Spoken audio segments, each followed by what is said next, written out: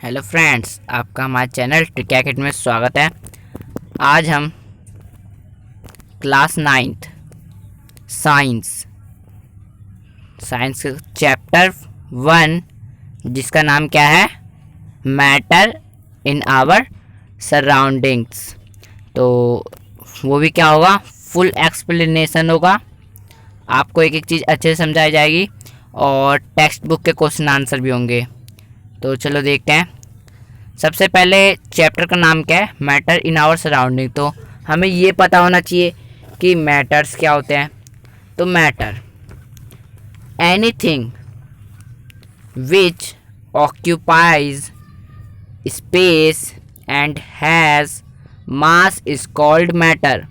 मतलब कि इस पूरे वर्ल्ड में कोई भी चीज़ जो जगह घेरती है, ऑक्यूपाई मतलब जगह घेरती है, और उसका कुछ मास होता है, वो एक मैटर होता है।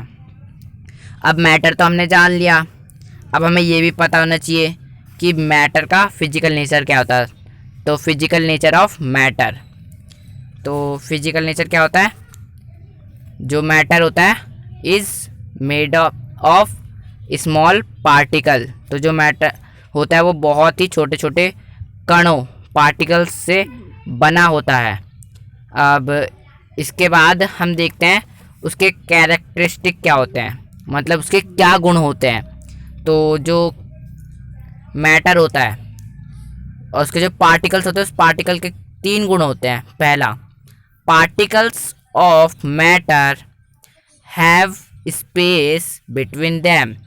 दूसरा, particles of matter are continuously moving. तीसरा, particles of matter attract each other. तो ये 3 होते हैं। तो पहला, particles of matter have space between them, मतलब कि उनके बीच में स्पेस होता है। जैसे कि आप चीनी को पानी में मिलाओगे तो पानी का स्तर बिल्कुल भी नहीं बढ़ता है और वो उसमें मिल जाता है। क्यों? क्योंकि उसके बीच में स्पेस होता है। और दूसरा, particles of matter are continuously moving. तो जैसे कि आप घर में अगरबत्ती जलाते हो तो अगरबत्ती का धुआं पूरे में फैल जाता है। क्यों? क्योंकि जो उसके कण होते हैं वो पूरे में घूमते हैं, तो वो मूव कर रहे होते हैं। तीसरा, particles of matter attract each other. तो जो पार्टिकल्स ऑफ मैटर होते हैं वो एक दूसरे को खींचते हैं।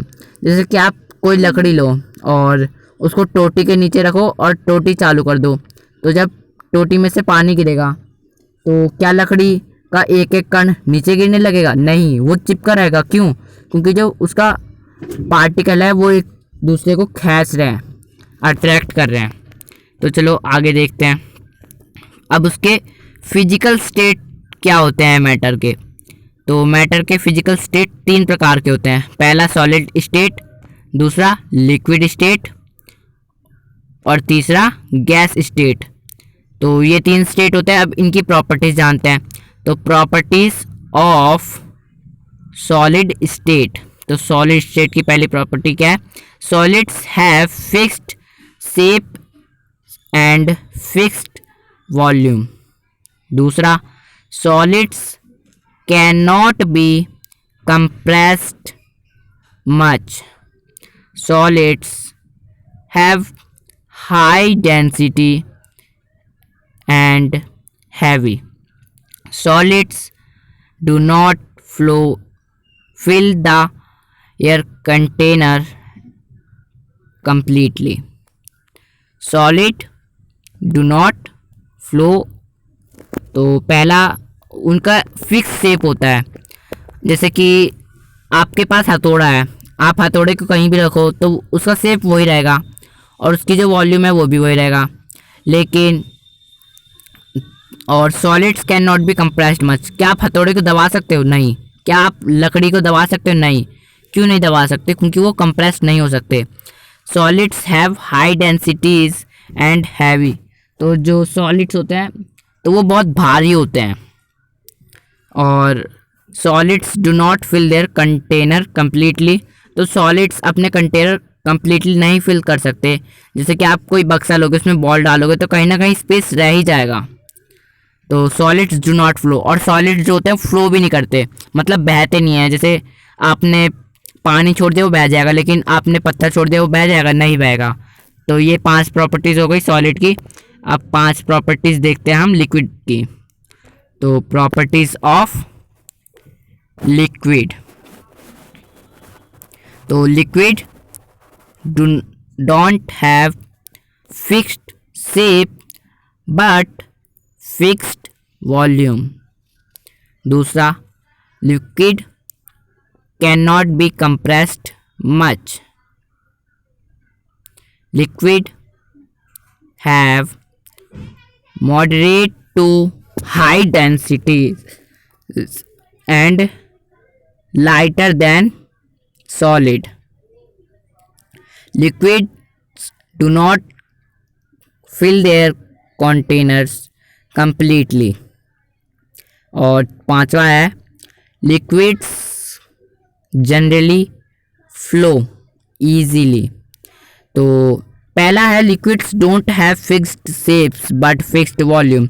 तो जो लिक्विड होते हैं उनका फिक्स्ड शेप नहीं होता, आप उसे किसी भी बर्तन में डालो तो वो उसी बर्तन का शेप ले लेगा, लेकिन उसका वॉल्यूम फिक्स होता है। चाहे आप उसे ग्लास में डालो तब भी वो 1 ही लीटर रहेगा, चाहे आप उसे बोतल में डालो तब भी वो 1 ही लीटर रहेगा। दूसरा, liquids can not be compressed much, तो आप लिक्विड को भी कंप्रेस नहीं कर सकते। Liquids have moderate to high density and lighter than solid.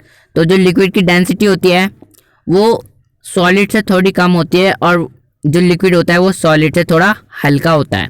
Liquids do not fill their container completely. तो आप सोच रहे होंगे कि ये गलत है, लिक्विड तो भाई पूरा भर देता है, लेकिन जैसे कि कोई अलग ही शेप का है, उसके बीच में गैप है, तो वो कैसे भर पाएगा? तो वो नहीं भर पाएगा। लिक्विड्स जनरली फ्लो इजीली, और जो लिक्विड होता है वो फ्लो करता है, बहता है। चलो प्रॉपर्टीज ऑफ गैस देखते हैं। Properties of gas. Gas have neither fixed shape nor fixed volume. दूसरा, gas can be compressed easily.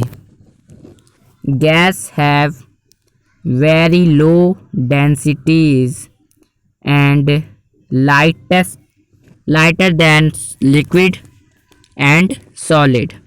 चौथा, gas can fill their container completely.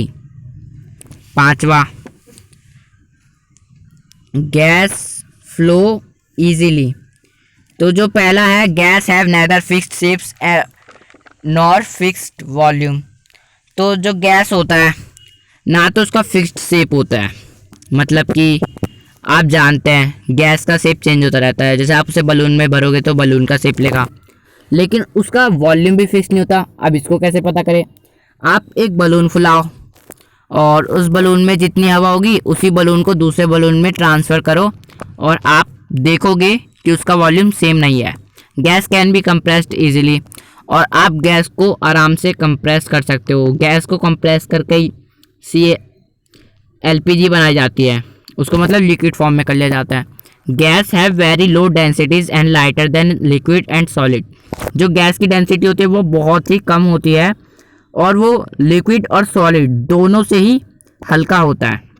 Gas can fill their container completely, और जो gas होता है वो अपने कंटेनर को कम्प्लीटली फिल कर देता है, चाहे वो किसी भी आकार का हो। गैस फ्लो इजीली, और जो गैस होता है वो आसानी से बह जाता है। चलो अब हमने तीनों स्टेट की प्रॉपर्टी तो पढ़ ली, अब आगे देखते हैं कि क्या जो ये स्टेट है वो चेंज हो जाते हैं। तो इससे पहले हम डिफ्यूज़न पढ़ेंगे। Diffusion, the spreading out and mixing of a substance with another substance due to the motion of its particles is called diffusion। मतलब कि डिफ्यूज़न क्या है? जैसे कि आपने डिफ्यूजन तीनों स्टेट में होता है, सॉलिड स्टेट में, लिक्विड स्टेट में और गैस स्टेट में। तो जैसे कि आपने देखा है, जो सॉलिड में होता है सबसे कम होता है, लिक्विड में उससे थोड़ा ज़्यादा होता है और गैस में सबसे ज़्यादा होता है। तो इसके मैं एग्जांपल देता हूँ। सॉलिड का एग्जांपल है, जैसे आपके स्कूल में आपके टीचर आपको पढ़ाते हैं तो वो चौक से लिखते हैं ब्लैक बोर्ड पे। अगर वही ब्लैक बोर्ड पे चौक से लिखा हुआ 4-5 दिन के लिए छोड़ दे तो वो उसी पे डिफ्यूज़न हो जाता है वहाँ पे, मतलब कि वो उसमें मिक्स हो जाता है, फिर वो हम मिटा नहीं पाते हैं आसानी से। और या इसमें 4 दिन क्यों लगे, क्योंकि ये सॉलिड है, इसमें बहुत ही ज़्यादा टाइम लगता है, इसमें बहुत ही धीरे होता है। क्योंकि दूसरा लिक्विड का मैं आपको एग्जांपल देता हूँ। तो लिक्विड का एग्जांपल हो गया जैसा कि आप पानी में कोई कलर मिलाते हैं तो वो कुछ ही सेकंडों या मिनटों के अंदर उसमें मिक्स हो जाता है। लेकिन अगर आप ज़्यादा पानी लेंगे तो उसको टाइम लेगा, लेकिन वो मिक्स हो जाएगा। तो इसमें थोड़ा सा सॉलिड से ज़्यादा जल्दी होता है। अब इसके बाद गैस की बारी। तो जो गैस होता है, गैस जैसे कि आप खाना बनाते हैं तो जो खाने की स्मेल आ जाती है आपको, वो क्यों आती है? डिफ्यूज़न के कारण। जो उसके पार्टिकल्स हैं वो गैस में मिक्स हो जाते हैं और वो फिर आप तक पहुंच जाता है। और गैस में सबसे फास्ट होता है, इसलिए कुछ ही समय में जैसे ही खाना बन रहा होता है, बनते ही आपको सुगंध आ जाती है। तो चलो अब इसके बाद देखते हैं 2 methods to change physical state of matter. मतलब कि ऐसे 2 मेथड है जिनसे हम फिजिकल स्टेट चेंज कर सकते हैं, बाय चेंजिंग टेम्परेचर और दूसरा है बाय चेंजिंग प्रेशर। तो चलो देखते हैं, एग्जांपल्स ले लेते हैं। जैसे पहला आइस एज सॉलिड, मतलब सॉलिड के रूप में हम ले लेते हैं आइस, और water as liquid state, liquid के रूप में ले लेते हैं हम वाटर, और स्टीम ले लेते हैं हम गैस के रूप में। तो जैसे कि आप सब जानते ही हैं कि जो आइस है उसका अगर हम टेम्परेचर बढ़ाएंगे 0 डिग्री सेल्सियस से ऊपर ले जाएंगे तो पानी में कन्वर्ट हो जाएगा, और जो वाटर है उसका अगर हम सेल्सियस बढ़ाएंगे तो वो स्टीम में, मतलब गैस में कन्वर्ट हो जाएगा जब वो 100 डिग्री सेल्सियस के ऊपर जाने लगेगा। और जो स्टीम है उसको फिर हम वापस जब वाटर में कन्वर्ट करना चाहेंगे तो उसको हमें हाई प्रेशर, मतलब उसको प्रेशर राइज करना होगा और उसका टेम्परेचर लो करना होगा, तो वो कंडेंस हो जाएगा और वाटर बन जाएगा। तो ये तो 2 मेथड हमने आपको बता दिए कि जिनसे हम उनको कन्वर्ट कर सकते हैं। अब इसके बाद देखते हैं कि उनके जो कन्वर्ट होता है आइस से वाटर में, वाटर से स्टीम में, मतलब सॉलिड से लिक्विड, लिक्विड से गैस, तो इन मेथड्स को क्या कहते हैं। तो पहला है melting, the process in which a solid substance changes into a liquid on heating is called melting। मतलब कि एक ऐसी प्रोसेस जिसमें सॉलिड लिक्विड में कन्वर्ट होता है गर्म करने के द्वारा, उसे मेल्टिंग कहते हैं। तो जैसे कि आइस वाटर में कन्वर्ट हो गया तो ये मेल्टिंग है। अब दूसरा देखते हैं, वाटर स्टीम में कन्वर्ट होता है, मतलब लिक्विड गैस में, तो इसे क्या कहते हैं? इसे कहते हैं बॉइलिंग। तो बॉइलिंग की डेफिनेशन हो जाएगी, the process in which a liquid substance changes into a gas rapidly on heating. तो ऐसी प्रोसेस जिसमें जो लिक्विड होता है वो गैस में कन्वर्ट हो जाता है, मतलब उसको लगातार हीट करने पे, गर्म करने पे, तो उसे बॉइलिंग कहते हैं। अब गैस कैसे हम वाटर में दोबारा कन्वर्ट कर सकते हैं, उसे क्या कहते हैं? तो उसे कहते हैं कंडेंसेशन। तो पेपर में अगर आएगा तो आप कैसे लिखेंगे? The process of or in which a gas changes into a liquid by cooling is called condensation. मतलब कि एक ऐसी प्रोसेस जिसमें लिक्विड में कन्वर्ट होता है, क्या कन्वर्ट होता है? गैस कन्वर्ट होता है, तो उस प्रोसेस को क्या कहते हैं? कंडेंसेशन कहते हैं उस प्रोसेस को। अब जो लिक्विड है उसको सॉलिड में कन्वर्ट करते हैं, इस प्रोसेस को क्या कहते हैं, तो उसे कहते हैं freezing.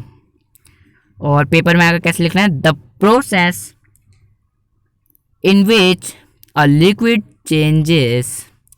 substance changes into a solid by cooling is called freezing। जैसे कि आप फ्रिज में पानी रख देते हैं तो वो जम जाता है, कैसे जम जाता है, वहाँ पे उसको हम कूल करते हैं, ठंडा करते हैं, इसलिए वो जम जाता है। अब इसके बाद हम देखेंगे लेटेंट सब्लिमेशन।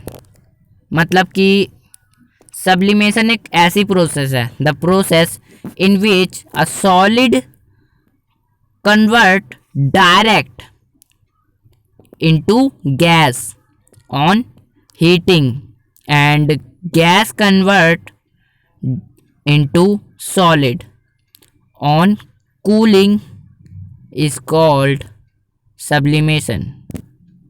मतलब कि जो सॉलिड होता है वो लिक्विड में कन्वर्ट नहीं होता, वो डायरेक्ट गैस में कन्वर्ट हो जाता है, और जो गैस होता है वो लिक्विड में नहीं डायरेक्ट कन्वर्ट हो जाता है सॉलिड में। तो इस प्रोसेस को क्या कहते हैं, सब्लिमेशन।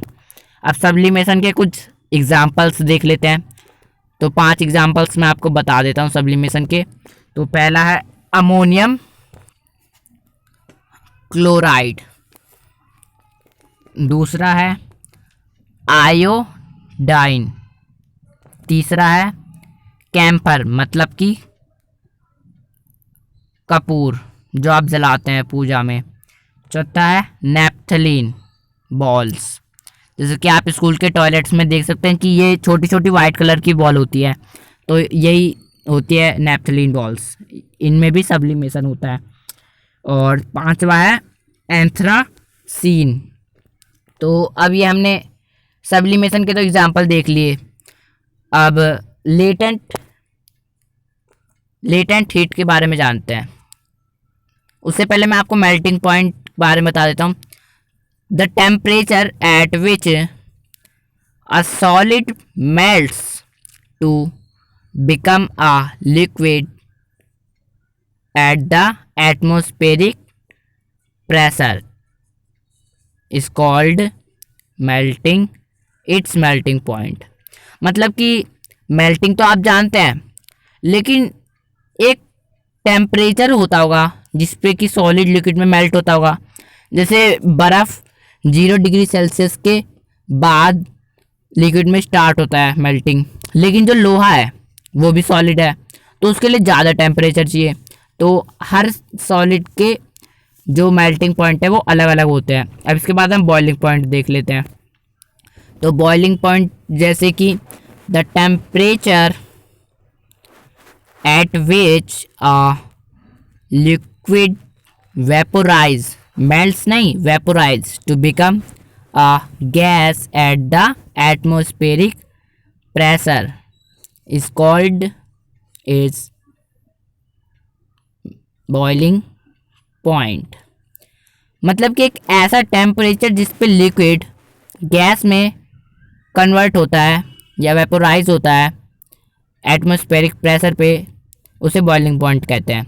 जैसे कि आपने देखा होगा हम पानी को गर्म करते हैं तो वो 100 डिग्री सेल्सियस पे उबलता है, लेकिन इसी के जगह अगर हम पेट्रोल को करेंगे तो वो उससे बहुत पहले ही उड़ सकता है उबल के।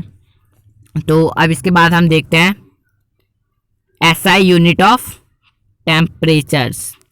तो टेम्परेचर का एसआई यूनिट क्या है? The SI unit of temperature is kelvin, जिसको हम के से डिनोट करते हैं।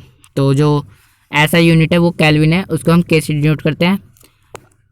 और relation of kelvin and Celsius, आप सोच रहे होंगे केल्विन क्या है, तो हम आपको रिलेशन बता देते हैं। तो 0 degree Celsius equal to 273 kelvin. मतलब कि अगर आपको कोई 10 डिग्री सेल्सियस को केल्विन में कन्वर्ट करने के लिए कहेगा तो आपको 10 डिग्री सेल्सियस में 273 जोड़ देना है। मतलब जितना भी होगा उसमें आपको 273 ऐड कर देना है, तो वो सेल्सियस से केल्विन में कन्वर्ट हो जाएगा। और केल्विन है तो आपको उसमें से 273 माइनस कर देना है तो वो सेल्सियस में दोबारा कन्वर्ट हो जाएगा।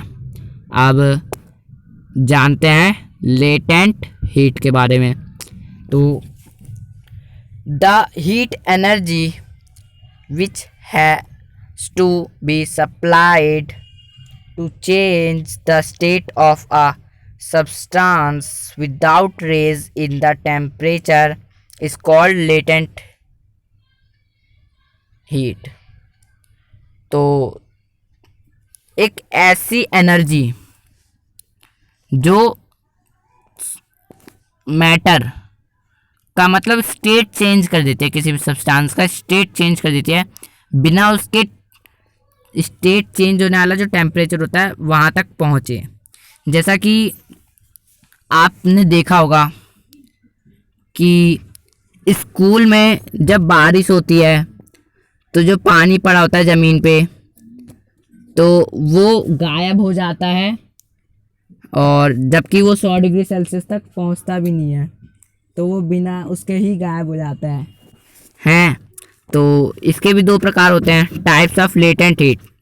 लेटेंट हीट ऑफ फ्यूज़न तो, और दूसरा होता है लेटेंट हीट ऑफ वेपोराइजेशन। तो दो प्रकार के होते हैं। तो पहले हम पढ़ेंगे लेटेंट हीट ऑफ फ्यूज़न क्या होता है। तो latent heat of fusion the quantity of heat in joules. हम हीट को किस में, एनर्जी को किस में गिनते हैं, जूल्स में। Required to convert 1 kg of the solid to liquid without any changing in temperature is called latent heat of fusion. तो मतलब कि 1 किलो को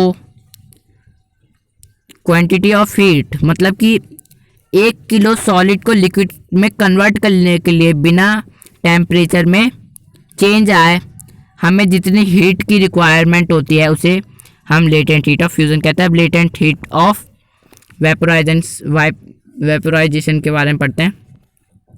तो इसका हो जाएगा the quantity of heat in joules required to convert liquid 1 kg of the liquid to gas without any change in temperature is called latent heat of vaporization।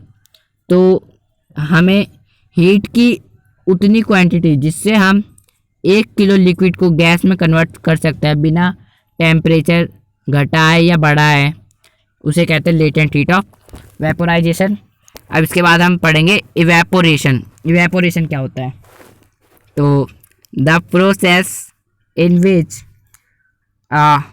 Liquid changing into vapours even below its boiling point is called evaporation. तो एक ऐसी process जिसमें एक liquid vapours में convert हो जाता है बिना इसके बॉइलिंग पॉइंट तक आए, इसे इवेपोरेशन कहते हैं। तो चलो अगला देखते हैं। इवेपोरेशन को फैक्टर्स अफेक्ट करते हैं, मतलब कुछ ऐसे फैक्टर होते हैं जिनके कारण इवेपोरेशन बढ़ता है और इवेपोरेशन घटता है। तो पहला क्या, टेम्परेचर। अगर हम टेम्परेचर बढ़ाएंगे तो जो इवेपोरेशन है वो बढ़ेगा, मतलब ज़्यादा टेम्परेचर होगा तो जल्दी इवेपोरेशन होगा। दूसरा, सरफेस एरिया बढ़ाएंगे तो भी जल्दी होगा। जैसे कि आप एक गिलास में पानी लीजिए गर्म एकदम, और उसी को आप एक सॉसर में या किसी भी प्लेट में रखिए, तो किस में ठंडा पहले होगा, जिसका सरफेस एरिया बड़ा है। तीसरा, ह्यूमिडिटी। तो ह्यूमिडिटी जितनी कम होगी उतनी जल्दी इवेपोरेशन जगह लेगा। ह्यूमिडिटी मतलब नमी। जैसे बारिश हो जाती है तो बारिश के दिनों में जो ह्यूमिडिटी होती है वो बढ़ जाती है, इसलिए जो कपड़े हम सुखाते हैं तो उसमें टाइम लगता है। लेकिन जो गर्मी के दिन होते हैं उसमें ह्यूमिडिटी मतलब नमी एकदम कम होती है, जिसके कारण इवेपोरेशन जल्दी होता है, कपड़े जल्दी सूख जाते हैं। चौथा, विंड की स्पीड। अब ज़्यादा स्पीड होगी हवा की तो जल्दी इवेपोरेशन होगा। तो ये तो हमने आपको 4 उसके फैक्टर जो उसे अफेक्ट करते हैं उसके बारे में बताया। अब हम बताएंगे कि इवेपोरेशन जो होता है वो कॉज कूलिंग करता है, मतलब इवेपोरेशन से कूलिंग होती है। तो whenever evaporation takes place then evaporation cause cooling, मतलब कि जब कभी भी कहीं पे भी इवेपोरेशन होता है, ये प्रोसेस कहीं पे भी होती है, तो वहाँ पे ठंडा मतलब कि कूलिंग होती है। तो मैं आपको एग्जांपल देता हूँ इसके। तो पहला एग्जांपल है यूजिंग पिचर इन समर, मतलब कि हम गर्मियों में मटका क्यों यूज़ करते हैं, क्योंकि उसमें इवेपोरेशन होता है, उसका पानी ठंडा हो जाता है। दूसरा, वेयरिंग कॉटन क्लोथ्स, तो हम गर्मियों में इन समर गर्मियों में हम सूती कपड़े क्यों पहनते हैं, क्योंकि वो इवेपोरेशन उसमें जल्दी होता है और वहाँ वो हमें फिर ठंडक देता है। तीसरा, पुटिंग परफ्यूम ऑन हैंड्स, मतलब कि कभी भी आप हाथ पे सेंट छिड़कते हैं तो आपको ठंडा ठंडा लगता है। क्यों लगता है, क्योंकि वहाँ पे भी इवेपोरेशन होता है, जो आपके खून की स्पीड होती है वो बहुत ज़्यादा होती है, इसके कारण जो परफ्यूम होता है वो इवेपोरेट हो जाता है, जिसके कारण वो आपको ठंडा कॉज कूलिंग करता है, मतलब आपको ठंडक देता है। तो अगर आपके पेपर में क्वेश्चन आ सकते हैं कि हम समर में क्यों यूज़ करते हैं मटका, या फिर हम कॉटन क्लॉथ्स क्यों पहनते हैं, तो आप बता सकते हैं कि वहाँ पे इवेपोरेशन होता है और उसके कारण फिर कॉज कूलिंग होती है, मतलब कि उसके कारण ठंडा होता है। तो अब ये तो गए हमारे, अब हम देखेंगे text book question answer. Notes ख़त्म हो गए और अब हम क्वेश्चन आंसर भी आपको एक बार समझा देते हैं। तो सबसे पहला क्वेश्चन है, convert the following temperatures to Celsius scale, मतलब कि हमें इनको सेल्सियस स्केल में कन्वर्ट करना है। तो पहला है 293 केल्विन या 293 केल्विन, और दूसरा है 470 केल्विन। तो मैंने आपको बताया था कि कन्वर्ट करने के लिए हम क्या करते हैं, इनमें से 273 माइनस कर देते हैं। तो जैसे कि आप देख सकते हैं 273 हमने माइनस कर दिया, तो ये आ गया हमारा आंसर 20 डिग्री सेल्सियस। पहले का दूसरे का भी हम ऐसे ही सॉल्व करेंगे, इसमें से भी हमने 273 माइनस कर दिया, तो 197 डिग्री सेल्सियस हमारा आंसर आ गया। दूसरा क्वेश्चन देखते हैं। अब इसमें थोड़ा सा उसी क्वेश्चन का उल्टा है, convert the following temperatures to kelvin scale. पहला है 25 डिग्री सेल्सियस और दूसरा है 373 डिग्री सेल्सियस।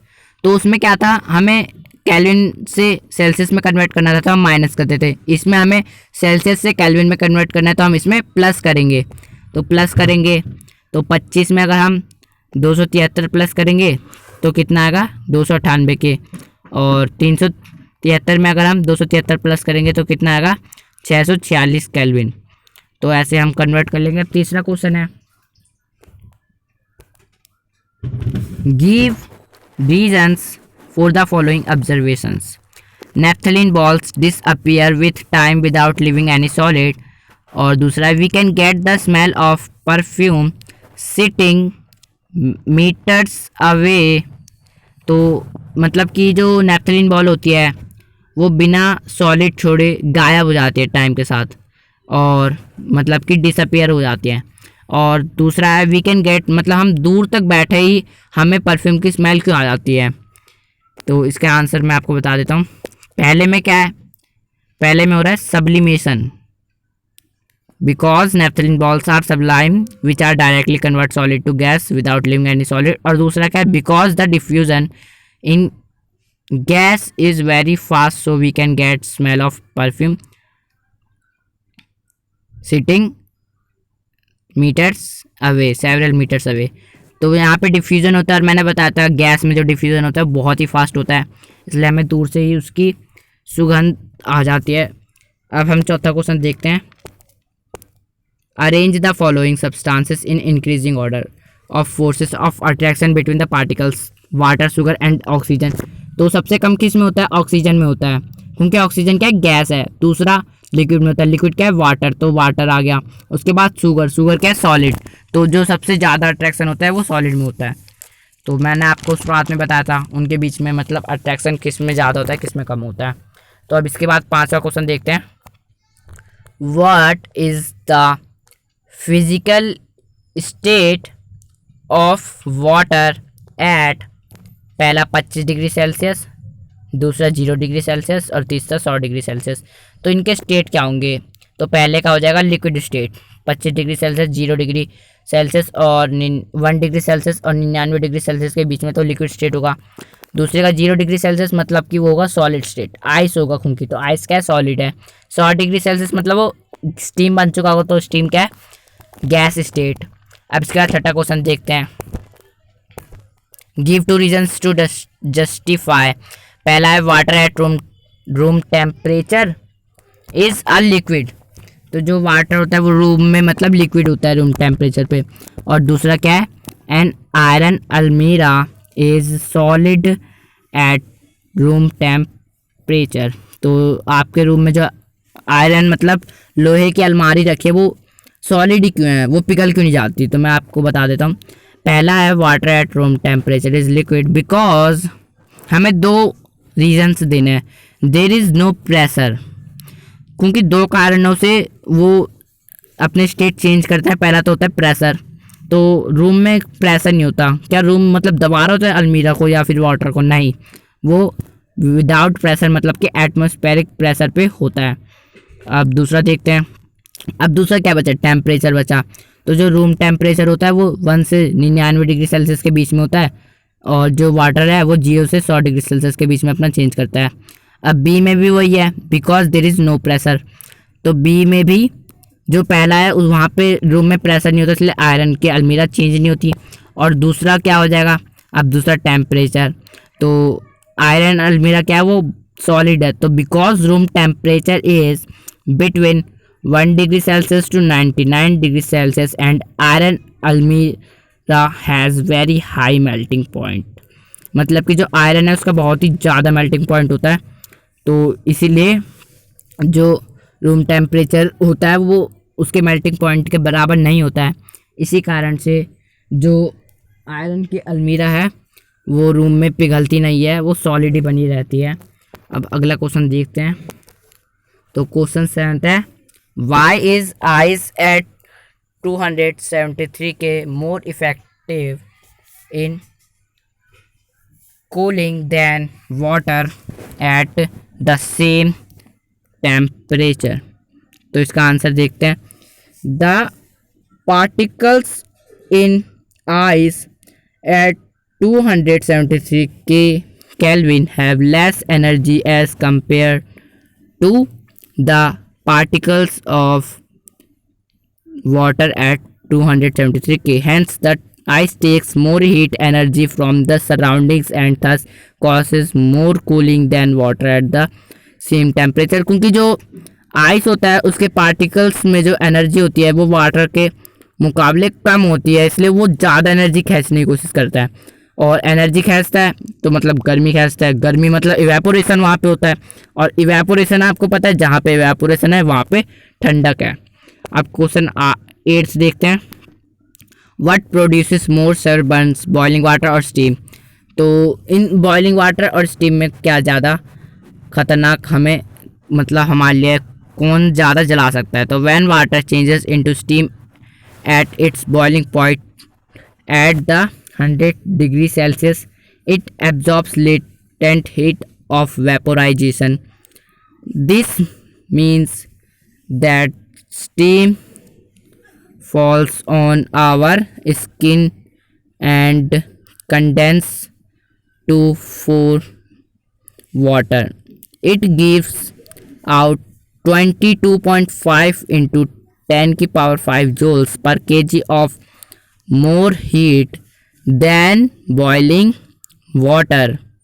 तो ये उससे ज़्यादा हीट पैदा करता है, इसलिए ये क्या है? उसी सेम टेम्परेचर पे ये उससे ज़्यादा खतरनाक होता है। तो since steam gives out more heat than boiling water it causes more severe burns. अब 9वां क्वेश्चन देखते हैं। 9वां क्वेश्चन क्या है? Name A, B, C, D and F in the following diagram. Showing changes in state. तो ये आपके सामने एक डायग्राम है, इसमें A, B, C, D और E, F है, तो इनका हमारा नाम भरना है। तो पहला क्या है A, तो सॉलिड से लिक्विड में कन्वर्ट हो रहा है, तो इसका आंसर क्या है मेल्टिंग, आप देख सकते हैं। दूसरा B बॉइलिंग क्यों है, क्योंकि वो लिक्विड से गैस में कन्वर्ट हो रहा है। तीसरा C कंडेंसेशन क्यों है, क्योंकि वो गैस से लिक्विड में कन्वर्ट हो रहा है। और चौथा है D फ्रीजिंग क्यों है, क्योंकि वो लिक्विड से सॉलिड में कन्वर्ट हो रहा है। ये मैंने आपको शुरुआत में बताया था। अब जो E और F है वो सब्लिमेशन है, क्योंकि वो दोनों सॉलिड से गैस और गैस से सॉलिड डायरेक्टली कन्वर्ट हो रहा है। तो अगर आपको हमारी वीडियो अच्छी लगी तो लाइक, सब्सक्राइब और बेल आइकन जरूर, और हमारी वीडियो को शेयर भी करें। Thank you.